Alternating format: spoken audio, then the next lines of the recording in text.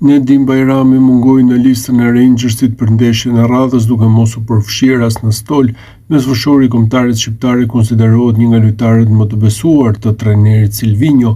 Për momentin nuk është raportuar për ndonjë dëmtim të lojtarit, ndërsa mungesa e tij ka ngritur pikpyetje për një përjashtim nga trajneri i Rangers, Danny Röhl. Ndeshja e fundit ku ai mori minuta ishte përballja ndaj Celtic në Kupën e Skocisë. Në atë sfidë Bajrami u përfshi edhe në një përplasje në tunelin e stadiumit pas ndeshjes. Megjithatë, ky nuk ishte rasti i parë që mesfushori mbetet jashtë listës, pasi ky sezon ka qenë ndër më të vështirët në karrierën e tij për sa i përket minutave në fushë. Rangers u mposhtë dielën nga Celtic në çerkfinalen e Kupës së Skocisë. Triumfi erdhi përmes penalltive me rezultatin 4-2, pasi asnjë gol nuk u shënua në 120 minuta. Bajrami shënoi penalltinë e tij me Rangersin, teksa pas kaosit të tifozëve u pa i nervozuar. Bajrami po i drejtohej dhomave të zhveshjes kur u fokusua duke u mbajtur nga një zyrtar i Rangers. Kjo humbje ndaj rivalëve historik dhe për ekipin e tij që tashmë fokusin e ka vetëm në kampionat. Bajrami e ka humbur prej kohësh vendin e titullarit në Skoci, madje vazhdimisht përflitet për një largim të tij në ver.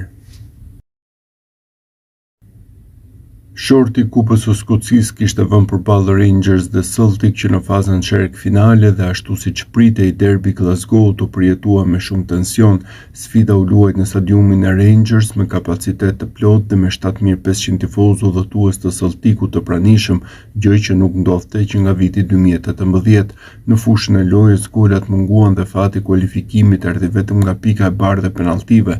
Aty Celtic realizoi 4 herë përballë 2 të Rangersave, një nga të cilët u transformua saktësisht nga Nedim Bajrami i aktivizuar si zëvendësues, duke bërë që ekipi udhëtues të gëzojë kalimin të turit.